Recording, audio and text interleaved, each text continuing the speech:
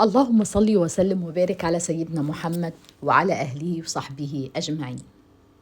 يا صباح الفل على أجمل ستات بيوت بيحبوا بيتهم، خافوا عليه، خافوا على عيالهم، ويخافوا على جوازهم، ويخافوا على كل حاجة فيه.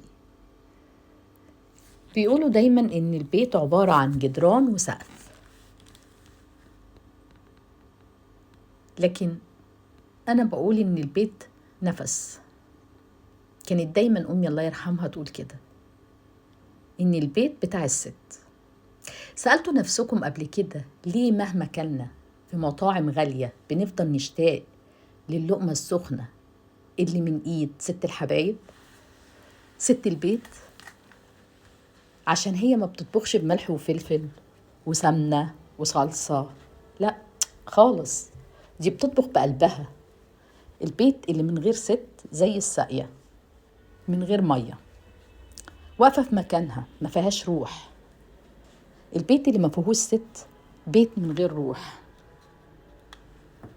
النهاردة مش هنتكلم على شغل البيت وازاي تنظفي وازاي تخزني وازاي تشتري، لا، هنتكلم على كل ربة منزل، كل ست بيت بتحب بيتها ومملكتها، وازاي بتعرف تحول الأربع حيطان دول لحضن كبير بيساعد الكل.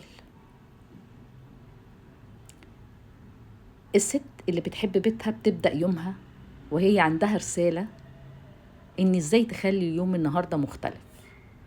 بتفتح شبابيك بيتها عشان تدخل الشمس، بتبقى كأنها بتطرد أي طاقة سلبية بتدخل بيتها، بتدخل رزق وبركة. تفاصيل ست البيت ما بتخلص.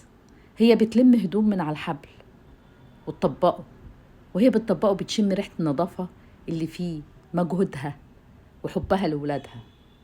وهي بترتب لهم السراير وتشد الملاية وتخلي الملاية كده مفرودة ونضيفة ومهفهفة، وريحة النظافة بتطل منها عشان اللي يجي ينام يحس إن هو في فندق 5 نجوم.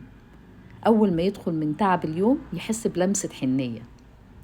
حتى لما بتيجي تقف في المطبخ تلاقيها بتغسل المواعين وهي بتسبح كده وبتفكر إزاي تعمل أكل، هتعمل أكل إيه النهاردة. بتدعي لده وتقول لي ده ربنا يوفقك، عارفة مشكلة ده تحاول تفكر له في حل. هي مش بتبقى واقفة على حوض المواعين تغسل مواعين وخلاص، لا لا لا خالص، ولا تغسل طبق وكوباية. هي بتبقى واقفة بتفكر في عيالها، في جوزها، في مشاكل البيت ازاي تحلها. تحسها كده ست بتاعت إدارة، بتعرف تدير البيت. غسيل المواعين عندها مش ست شغالة جاية تغسل طبقين وكوبايتين وتمشي، دي ست بتفكر ازاي تدير البيت وهي بتغسل مواعين. تلاقيها عارفة مفاتيح كل واحد في البيت. ده ما بيحبش البصل، ده ما بيحبش المكرونة مسلوقة جامد، ده بيحب المكرونة مهرية، ده بيحب الملح، ده بيحب الفراخ، ده بيحب اللحمة، ده بيحب الشاي تقيل، ده ما بيرتاحش إلا والفاكهة متقطعة، ده ما بيحبش إلا ماما تفصص له الفاكهة. التفاصيل الصغيرة دي هي لغة الحب اللي ما بيفهمهاش غيرها في البيت. هي اللي فاهمة كل واحد فيهم بيفكر إزاي، مين بيحب إيه ومين بيكره إيه، مين إيه يرضيه ومين إيه ما يرضوهوش. ده بيحب يسمع كلمة حلوة وده بيحب يسمع تشجيع. هي دي اللي بتبني الانتماء عند ولادك وجوزك. دورك في اللمة. عارفة يعني ايه لمة؟ يعني اليوم اللي بتجمعي فيه كل ولادك على سفرة واحدة، عشان دي الوقت اللي احنا موجودين فيه دلوقتي. فتقريبا ده ما بيحصلش غير مرة في الأسبوع، بسبب ان ده عنده درس، ده عنده كلية، ده عنده شغل. عادة بتبقى يوم الجمعة، يا عفطار يا على غدا. وقفتك انتي بقى في المطبخ بالساعات مش عشان تطبخي وبس، انتي بتطبخي الحكاوي اللي هتتحكي وانتوا قاعدين مع بعض. انتي عارفة يعني انتي عارفة ان دي اللحظة اللي الكل هيهدى فيها، وكل واحد يبدي يحكي ايه اللي حصل في حياته، ايه المشكلة اللي عنده، ده قال نكتة، ده غلس على ده. هي دي التفاصيل، هي دي الحياة. انتي اللي بتعرفي تمتصي غضب ده وتضحكي ده وتصالحي دول على بعض بكلمة حلوة، أو حتى أي حاجة حلوة متقدمة بحب. ست البيت أو ربة البيت انت الترمومتر بتاع البيت. لو انت رايقة البيت كله هيغني، ولو انت شلتي الهم البيت كله بيضلم. انت اللي بتعملي طقوس العيلة وكوباية الشاي بعد الغدا والضحكة اللي بتطلع من القلب، ولما تحكي موقف حصل زمان عملته عملتيه. وعلى المغربية كده لما ريحة البخور الهادية تملى المكان، أو تقومي كده تعملي حتة كيكة حلوة كده طالعة من الفرن سخنة مع كوبايتين شاي بلبن. اللحظة دي هي المكافأة لما تشوفي جوزك راجع من تعب يوم كبير بره، يرمي كل الهموم والشغل اللي وراه لأنه عارف إنه داخل مكان هيرتاح فيه. انت هنا مش مجرد ست بيت، انت هنا الوتد. دي المسؤولية اللي بتشيلها الست البيت. ست البيت مش مجرد ست وخلاص. أنا فاهمة هتقولي طب وأنا مين هيرضيني؟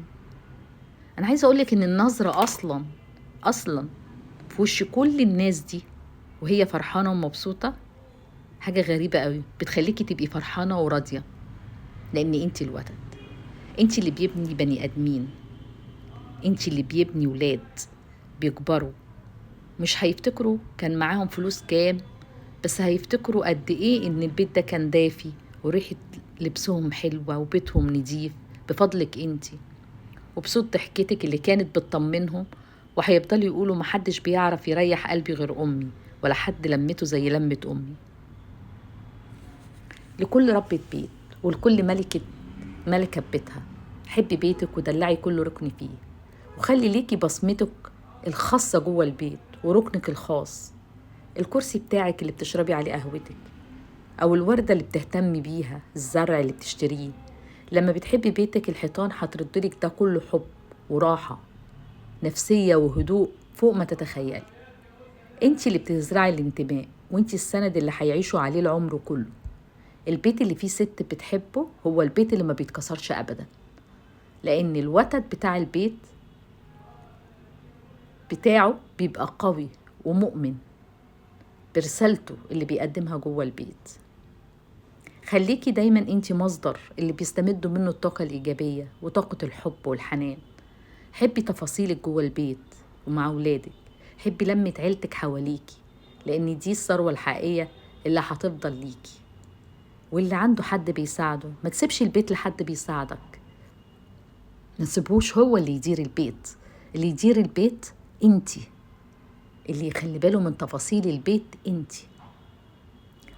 قولولي بقى ايه اكتر حركة بتعمليها في بيتك بتحسي انها بتلم الشمل وبتطلع من قلبك؟